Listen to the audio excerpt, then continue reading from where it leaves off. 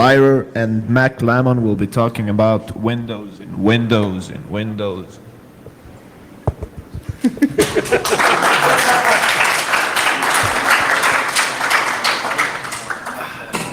Yeah. So this is a talk all about how your shell got flipped, turned upside down. So let us take a minute and sit right there and tell you how Tmux became your terminal multiplexer. So the MC on my left, your right is MacLemon. And to my right, to your left is Leyrer.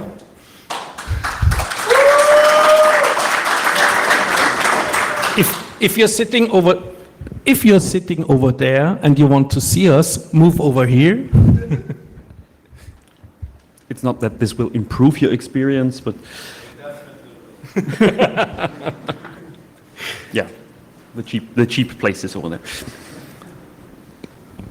Yeah, we'll be sitting during the talk because we're just lazy, and all the relevant stuff will be on the projector for you to see anyway, so you're not missing anything. We'll start with a quick show of hands, except those hands we can't see over there. Who of you has been using Userbin Screen for some time already? Okay. There's a choice for everyone, so each of you has to raise their hand at some point. Who has been using Tmux already? Oh, okay. Okay. Correct us if we are wrong. Who has been using neither of those? Okay. Who's already falling asleep? Okay. Well, great. We will change that. Yeah. So what is a terminal multiplexer? It's a piece of software that lets you have multiple terminals inside one terminal. And inside one terminal. Yeah. Of course, you can do that already with your GUI terminal emulator application. You maybe already use tabs in there to have multiple terminals or multiple windows. But there's a bunch of benefits you get with using Tmux or Screen, if you so desire. You can keep your hands softly rested on the keyboard for your comfort, of course. And if you're adventurous, you can even integrate a pointing device into your terminal, like a rodent, mouse, something like that. And we'll discover a bunch of interesting use cases, why you should use Tmux. And of course, if you want to use that, you should use Tmux all the time, because you'll get the most benefits if it's there and waiting for you with every terminal you use. And you hardly get all the fun of the magic unless it's there all the time. So if you're not using a multiplexer yet, you're doing it wrong. And if you see a mouse pointer on the big screens, that's not mine, that's his.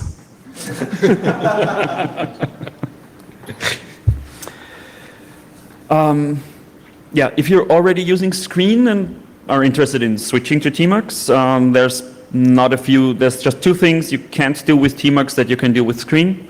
One thing is getting a serial terminal, which is handy for Raspberry Pi communication. Yep. And the other thing is you don't get a woof woof in Tmux.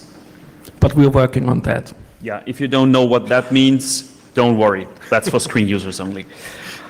Yeah, but somebody might write the Tmux plugin for woof woof, so yeah, don't lose anything. Just be aware, Screen does exist. It's old. The last update of Screen is probably older than the whole Tmux project.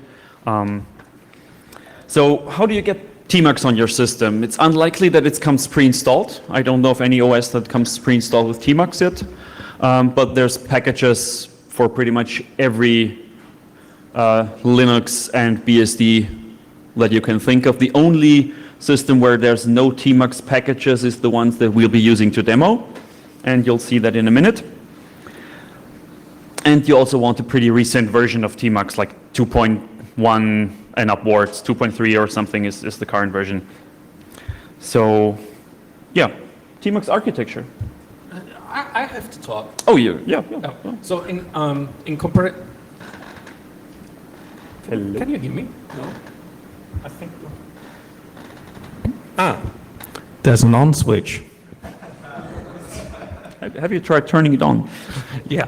So In comparison to Screen, Tmux has a nice nifty feature, which is architecture, basically, which is a client-server architecture. So you can have one or more Tmux servers, and one or several clients can connect to one of these servers. So you can have shared Tmux sessions. Sorry. You can have shared sessions between several users, which is quite handy for education or pair programming and stuff like that. Or giving a talk about Tmux. For example, yeah. We use a shared session for that. So, as I said before, as Pepe already said,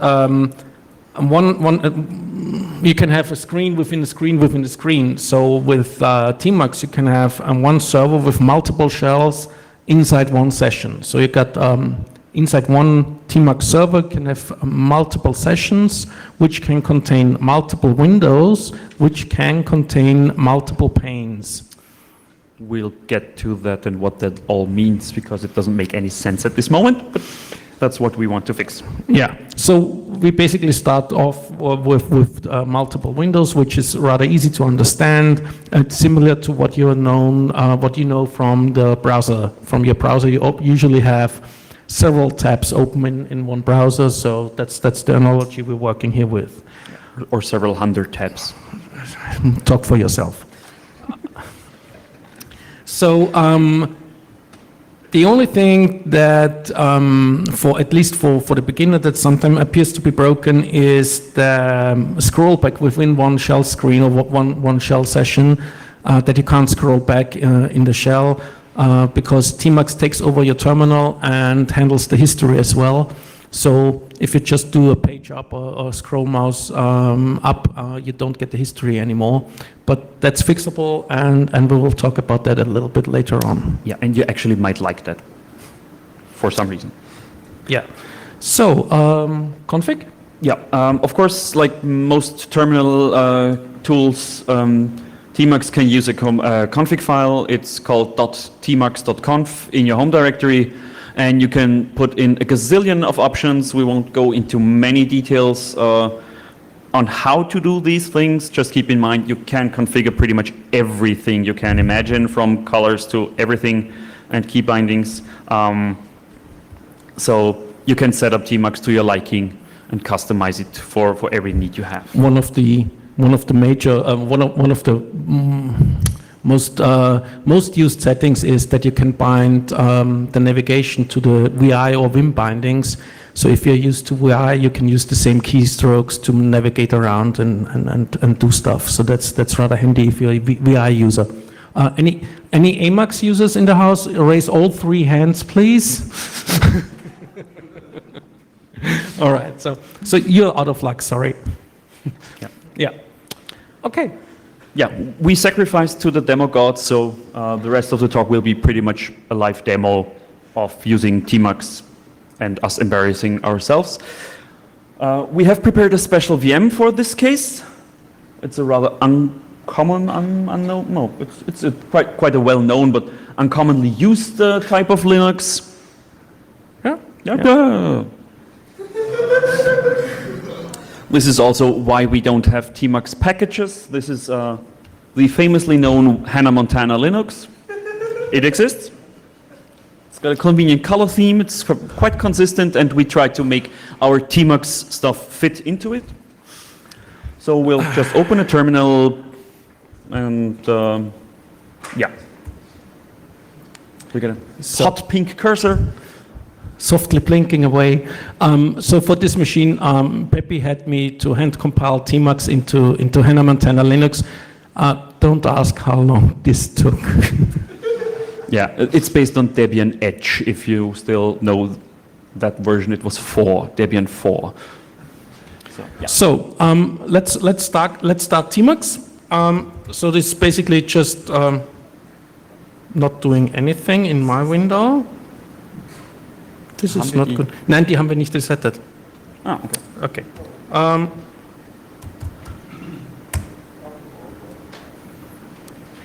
Just bear with us for a moment.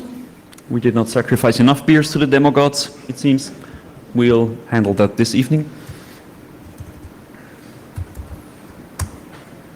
Yeah. A lot better. Yeah, we're good. So, this is what I just did is the last part of the talk. Relax, you don't want to know this at this moment. So to start Tmux, you just type Tmux into your shell, and nothing much happens. Except you get a status bar, which the screen users may already have customized to their use. Tmux comes with a status bar out of the box. We've moved it to the top so you can easily see it. If it's at the bottom, you might have some person obstructing your view. And what you see is on the top left corner, there's square brackets with the 0. That's your session. A session is just a bunch of windows grouped together.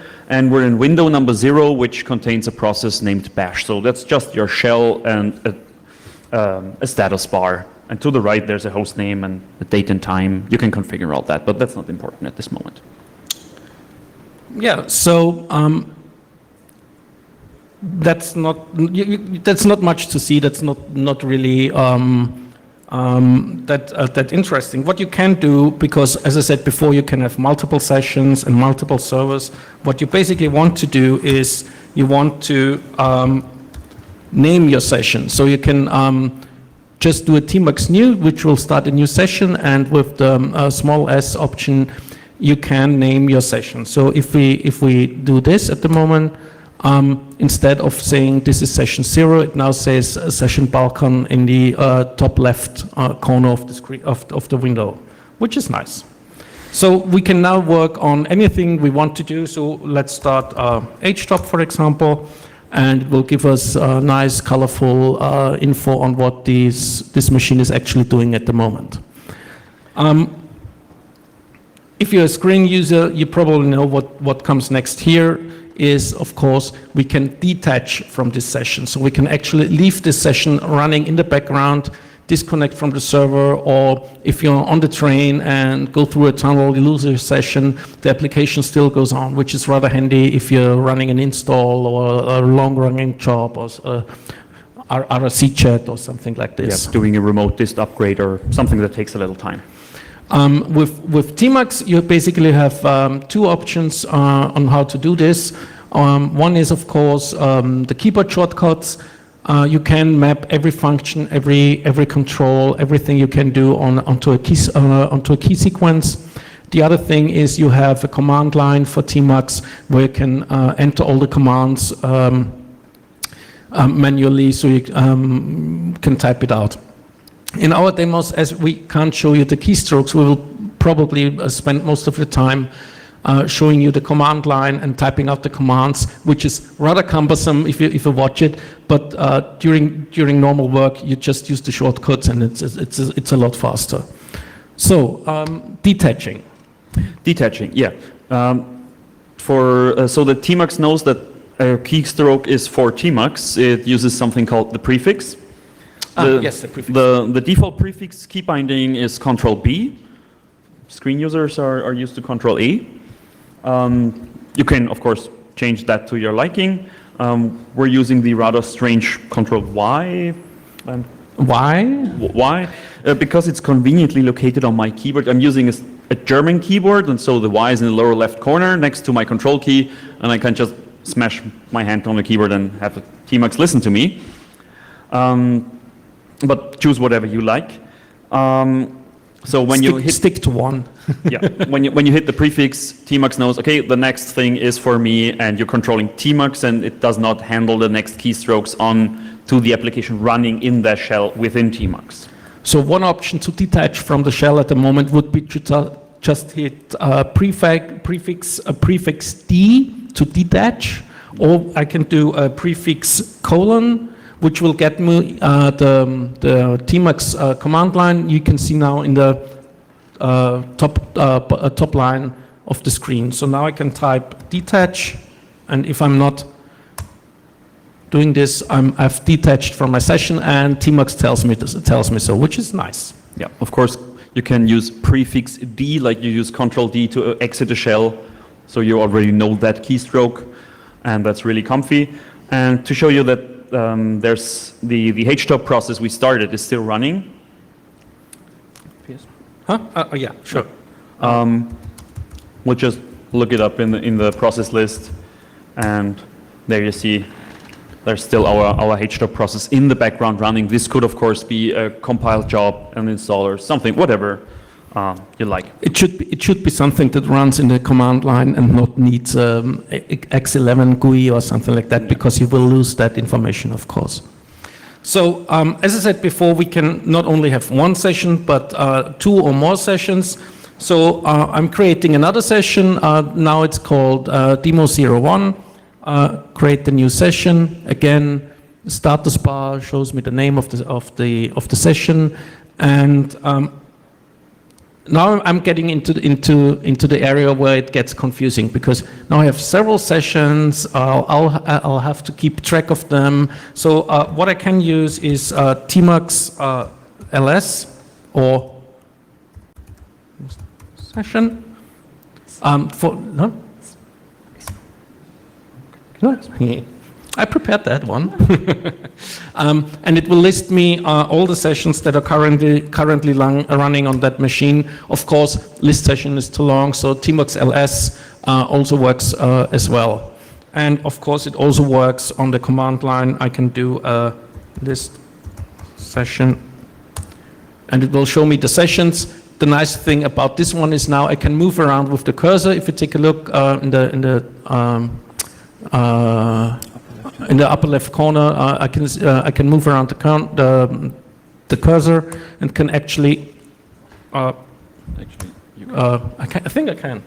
you should. That I should, yeah, but I don't. Okay. Okay.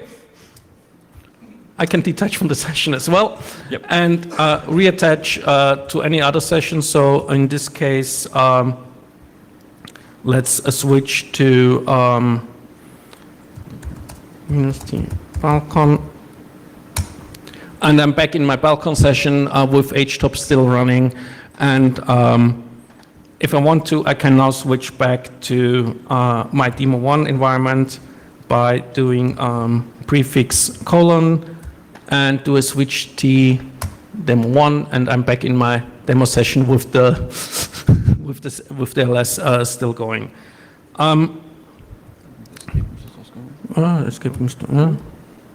Yeah. Okay. So let's go back to my Balcon session while Pepe entertains you. Nice thing when listing sessions, you also get the character size of the terminal. Since we're both connected to the same terminal session here and Tmux session, our terminals do not have the same size on our screen. But that does not really matter. If you have used a user bin screen to share a session, that's rather inconvenient because it's just cuts off and you don't know where one ends. So if your terminals are not aligned, that's inconvenient. Tmux takes care of all that and makes that really easy to handle if your terminals are different sizes, and you can always look it up like that. Yeah. Okay. So back at Balcon. So the next thing we want to do, let's quit HTOP here for a second. As I said before, we can have multiple sessions, but we can also have multiple windows within one window. Right now, we only have one window. It got the index number 0, and the title is bash because that's the application that's currently running in that window. What I can now do is create a new window, which is new window.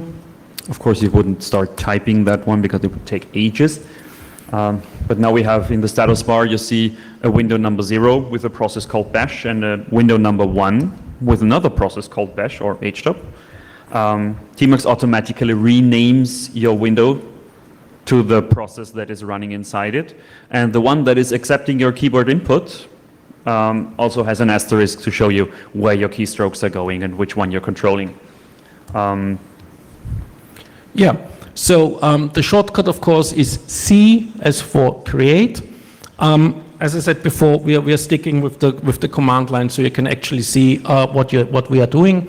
Another option you can do with new window is you can specify the session the window should be created in. So I could create another window either in the session Balcon or in the session Demo 01. We're using it right now.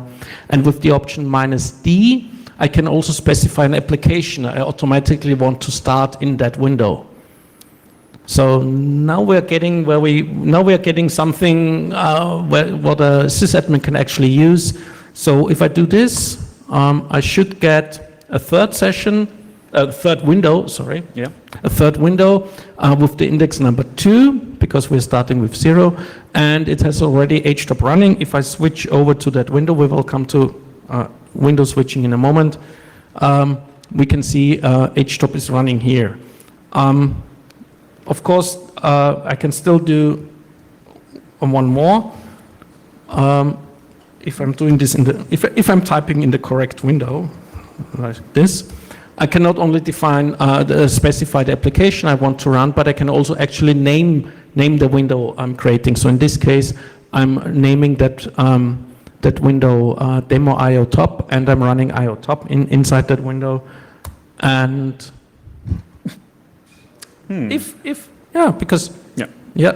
because I cannot only do this.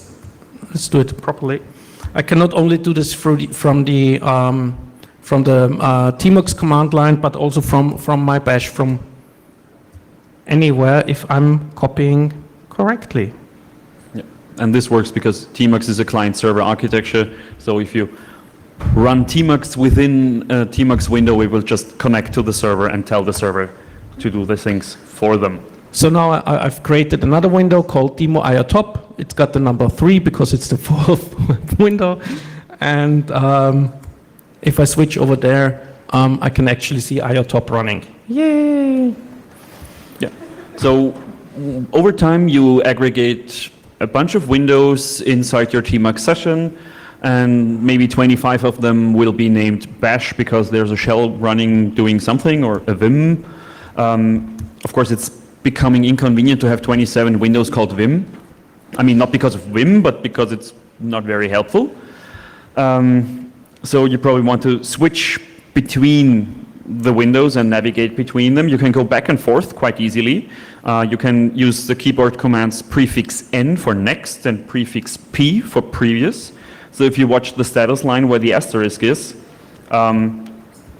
as we switch and go back and forth between the windows, you see the asterisk moving to tell us where we ended up. And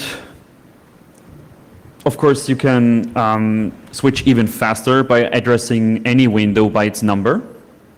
So if you want to switch to the window to the window number 3, you can type prefix 3 and it will directly go there. Since tmux has sane defaults, it starts it's 0-based indexing. Unfortunately, your keyboard is not 0 indexed because the numbers start with 1 and the 0 is on the right-hand side. You can actually tell tmux to start numbering at 1, so your keyboard matches the order in which your windows are aligned on screen, which is quite convenient. So switching back to window number 1, to index number 1, which is window number 2. We can, of course, rename that window now to something different. So let's say I want to rename my window to W2 because it's window number 2. And now it's called Windows number 2, although I'm still running bash inside that window. So that works quite well as well. So this will get you around having a bunch of like-named windows that you can't distinguish easily. Also, if you're running like an install process, which switches happily back and forth between compile, make, GCC, and your window name will constantly change. And if it's running multiple processes with different length names, it will start wobbling around, which is rather inconvenient. So you just name it, well, compile job something, and it will stay that way. So this is where renaming a window to a fixed name comes in. So the last thing we want to show you with Windows is something rather interesting. For this, I will detach from the current session. So detach. You can now see there is no Tmux status bar on the top, so we've dropped down from the session.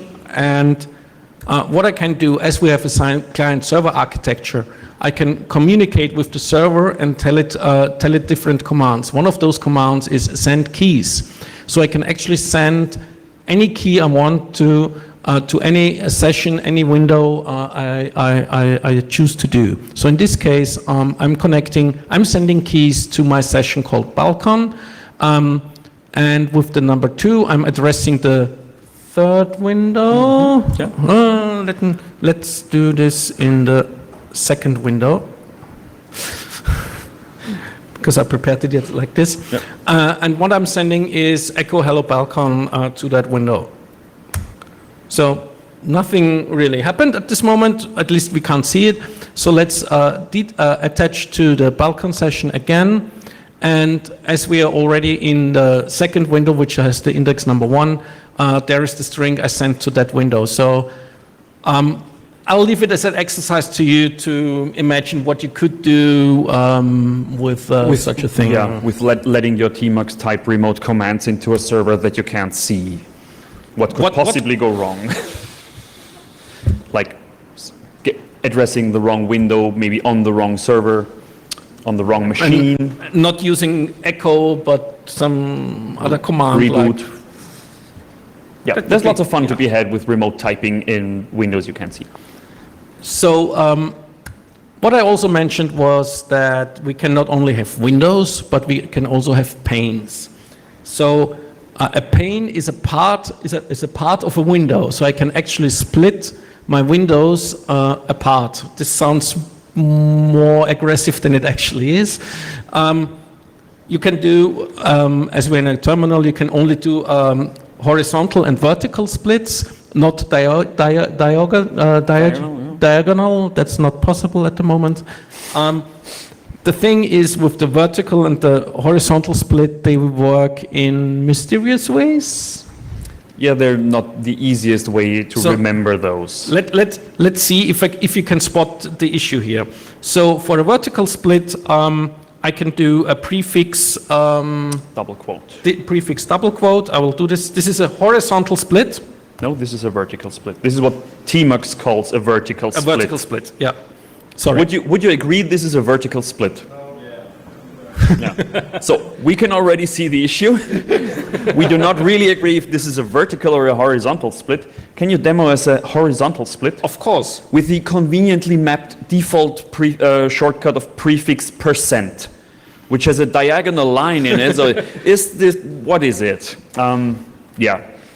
So we now get a second pane on the right-hand side. So we have a horizontal split. So what I like to do to fix my brain to match things going on in my terminal is to remap those default key bindings. And we have convenient characters that match the lines that break up your panes. So we have the pipe symbol you use for plumbing in your shell. And I use that to get a vertical line, even if Tmux considers that a horizontal split, because the panes are split horizontally against each other. And I use the minus, which is a horizontal line, to get what Tmux considers a vertical split. That still helps my brain to get what I need. Whatever it's called. Yeah, I don't care what it's called. I want this line and I want this line. So this is why we remap key bindings in Tmux to get the same thing working. Right. So of course this not only works through the shortcuts which basically divides the current pane or the current window in half. This also works of course through the command line. And through the command line I have a few options I can additionally add. So with a split window is basically my command. Through a -v or -h, I can specify vertical or horizontal split. You can't remap those things. And with the option -l, I can actually define the number of lines for a vertical split. So in this case, I'll split this window vertically from the view of Tmux with 5 lines.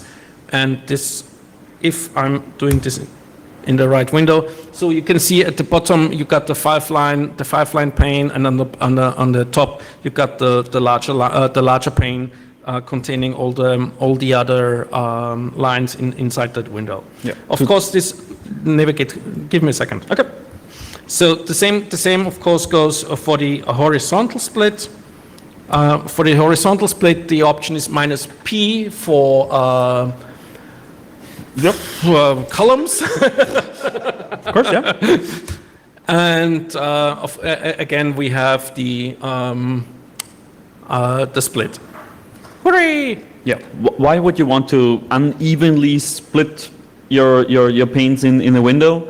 That's quite convenient to have like a development setup where you have a large pane where your editor for your code is. On the bottom, you see, for example, your test system that shows you if your tests work. And on the right-hand side, you might have some system log output or a few lines with status or your chat client or something. So you can just set up a thing that always looks the same and gives you your setup as you like it.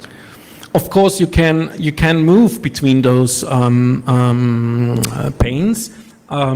This is you can map it to any keys you want. One of the options would be to use prefix O, and this will, if I'm doing this in the right window, sorry for that, which will switch through the different panes. As you can see, the cursor wanders from one pane to the other.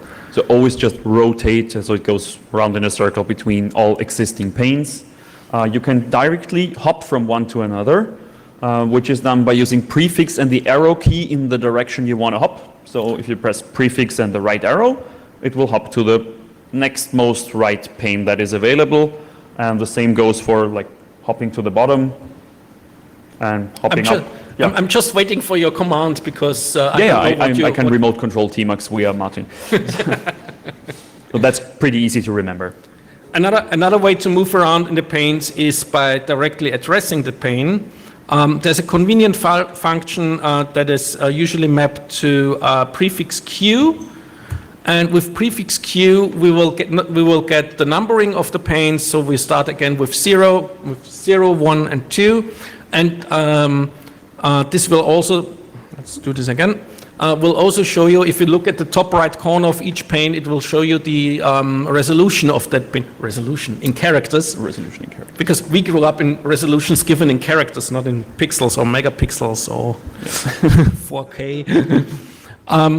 And you can actually address, you can see the red number 1, this is the current pane we are focusing on.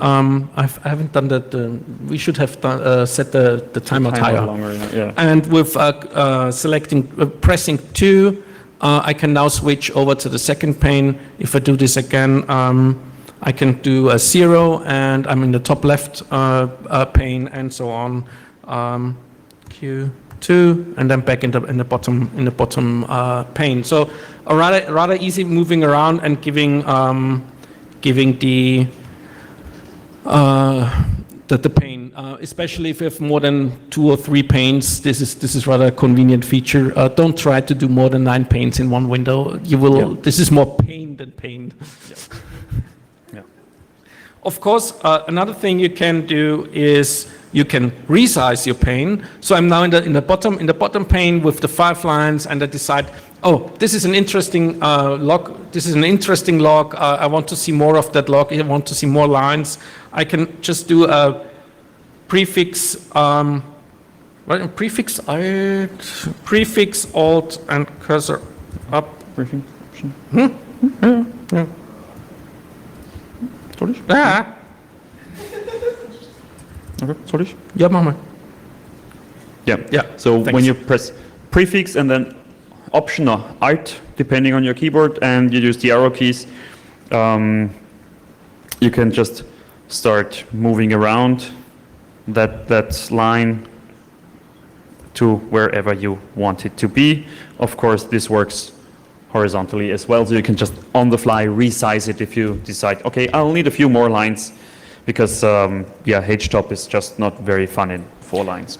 Another thing is, as I described before, you see something interesting, you want to see more details, or as I've done right now, I've started HTOP at the bottom, and I can't really see the processes. So a quick way to do this is the so-called pane zoom. So I can just tell Tmux, zoom into that pane and show me the full details of that pane. So through prefix Z or Z, as the Americans say, Z for zoom. it zooms into that pane, shows me that pane, and This does actually not resize your panes in any way. It just zooms into that one and gives you that one pane in full screen.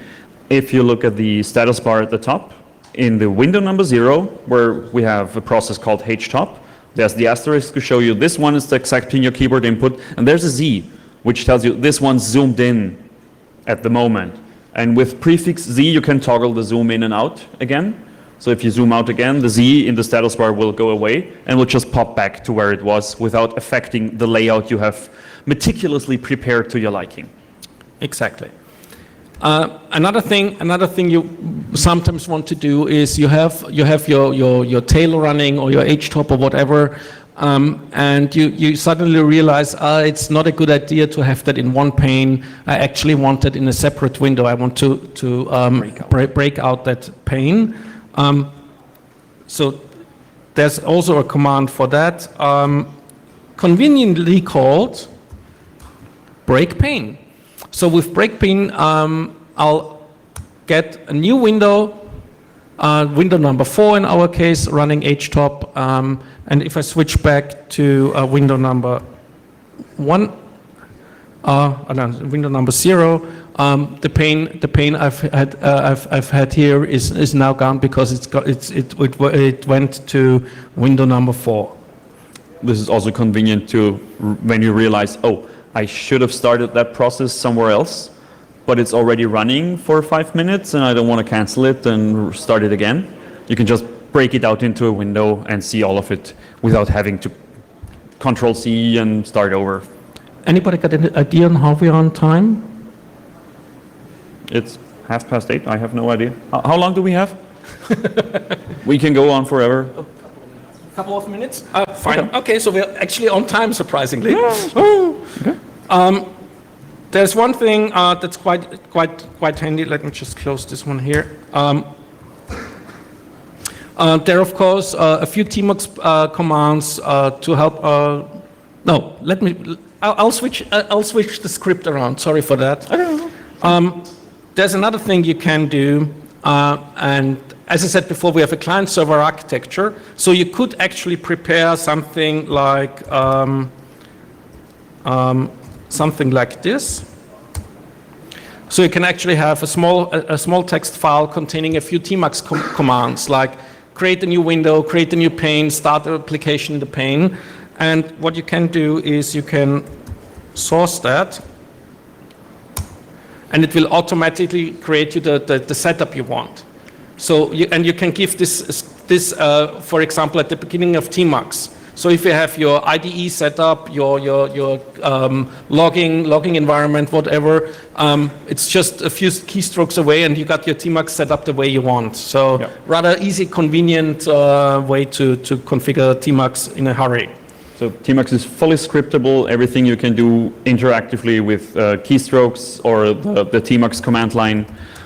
You can actually put into a script and have launch at system boot, for example. Many people use this to have their easy IRC client launch in a tmux session in a window in the background when the machine comes up, and they can just SSH into that machine, and easy is already collecting logs and power idling for you because you're never there.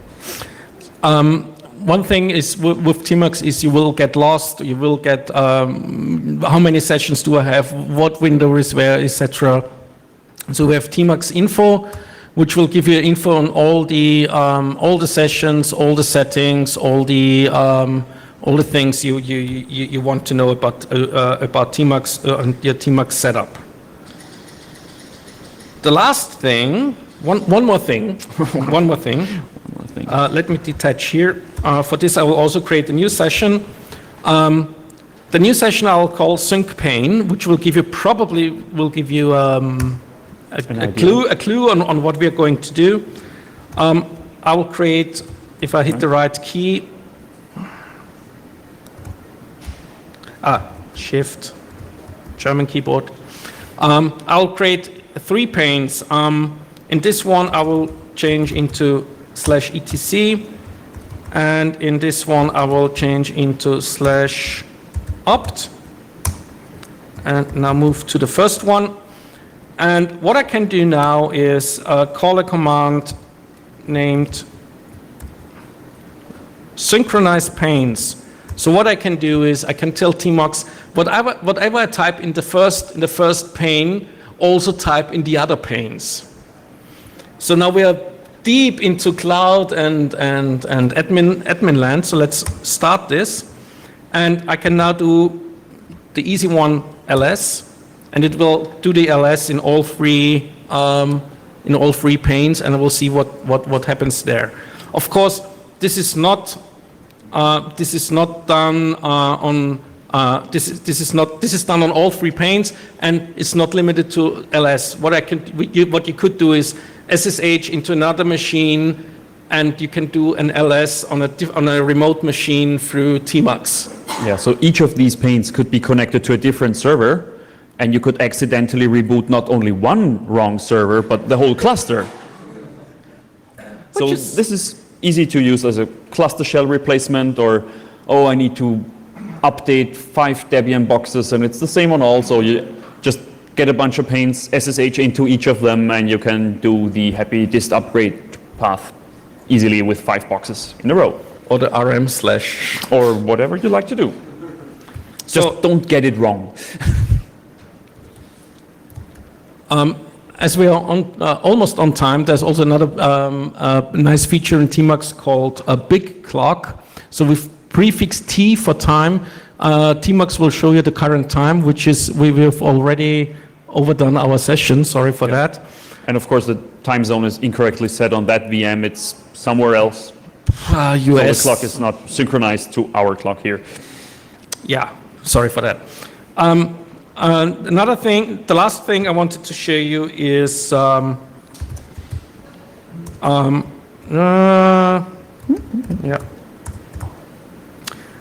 mentioned that the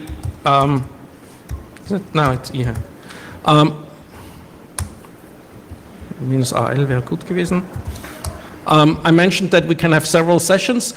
Each session listens on a specific port. This port I can actually socket, sorry, nicht port, socket. Each socket I can specify during creation, and I can specify rights to that. So I can give, this is what we have done here. We've created we've created a Tmux session within a Tmux session, and for the first Tmux session, I created this special socket and gave access to the group EH16, and so Peppy could actually join that session and type type while I'm typing. So. Yep. Rather convenient, especially so you can have we actually had 3 shell windows, one that we have seen, one of on his machine and one on my machine, and we were presenting and were able, if I were concentrating, I would be able to look at my screen and see what's happening on the big screen up there. So you can use that to have multiple people administer the same server. You can get your Padawan sysadmin and show them some stuff, or you can do pair programming or learning, teaching, or giving a presentation you want to show in a terminal and share the same session, so each person can use their own keyboard and type together into the same thing on the projector. A benefit of Tmux over screen, of course with screen you can actually do pretty much the same with sharing a session. With the downside, with screen you have to use the setuid root, which we all like, of course, to have binaries, have setuid root. With Tmux, that is not necessary. You just create a socket, give it a user, give it a group, and you're all set.